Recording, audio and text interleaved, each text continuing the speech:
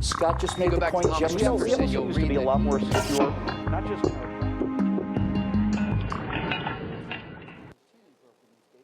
Last week on Trifecta, Bill Whittle shared with you the power of storytelling in politics. This week, I'd like to share with you two of the stories coming out of Mosul, Iraq, the largest city currently held by the Islamic State.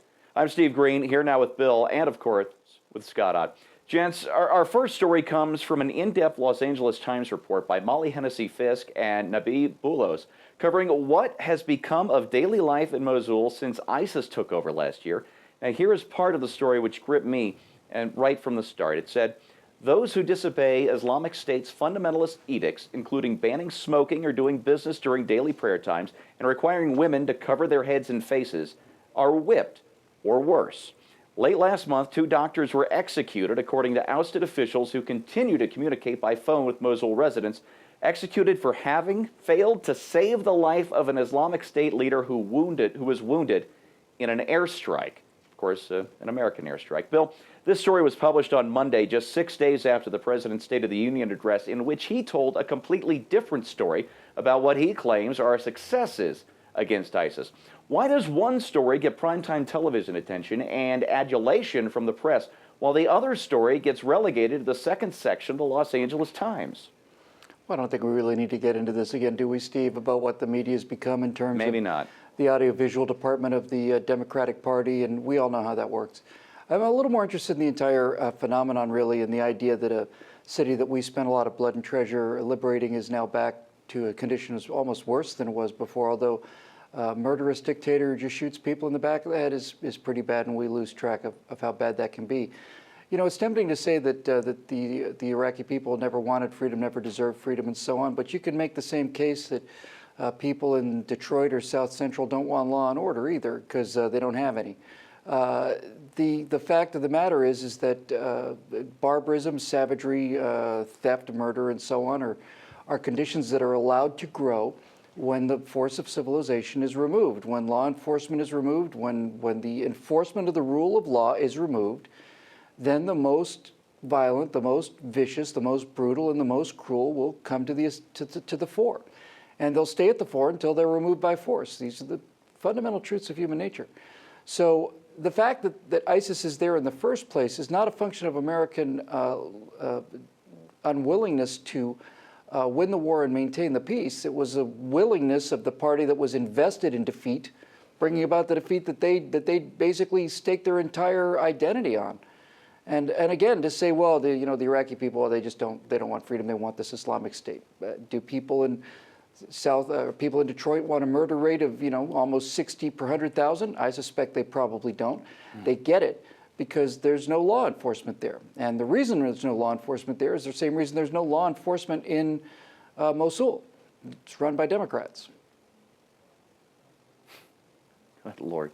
All right, this next story comes to us from the Christian Science Monitor. It says, unconfirmed reports say that ISIS had executed 13 young boys from Mosul, Iraq, over the weekend by firing squad because they watched a soccer match on TV. That's according to Raqqa, is being slaughtered silently, an activist group that claims to expose ISIS atrocities. Scott, this is one of those cases where I hope the report is unconfirmed because there's just no truth to it. But until we find someone willing to aggressively report these stories, we'll never know. We'll never know, will we, of the true fate of 13 young boys from Mosul, Iraq.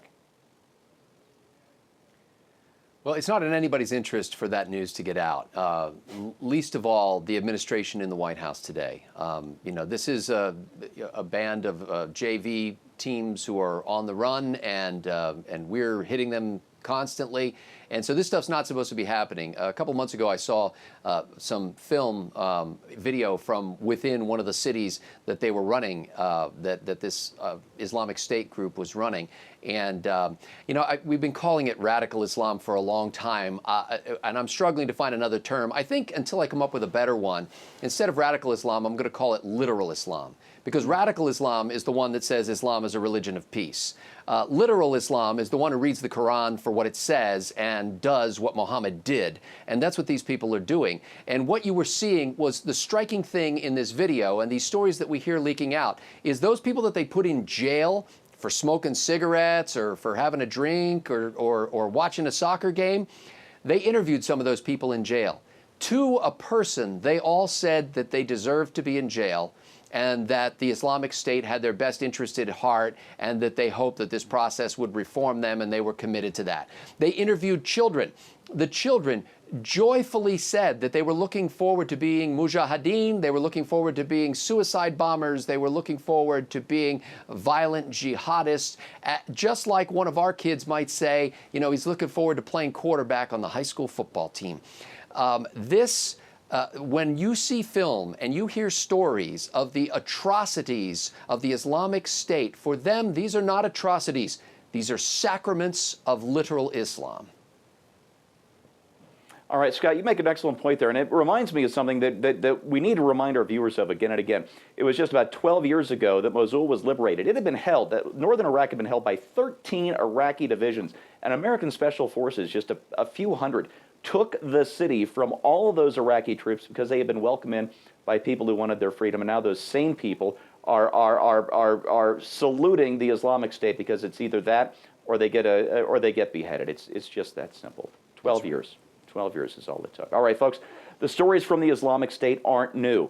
That same Christian Science Monitor report includes a flashback to almost 20 years ago from Afghanistan. It includes a quote from an early Taliban ruler, and he said, "The problems of Afghanistan were the result of the people not following Islam," an Afghan mullah, Mohammed Hassan, told the Monitor in 1996. He then went on to say, "What we are doing here is building a pure Islamic state according to the Quran." Building a pure Islamic state according to the Quran. Only this time it's happening in Syria and Iraq.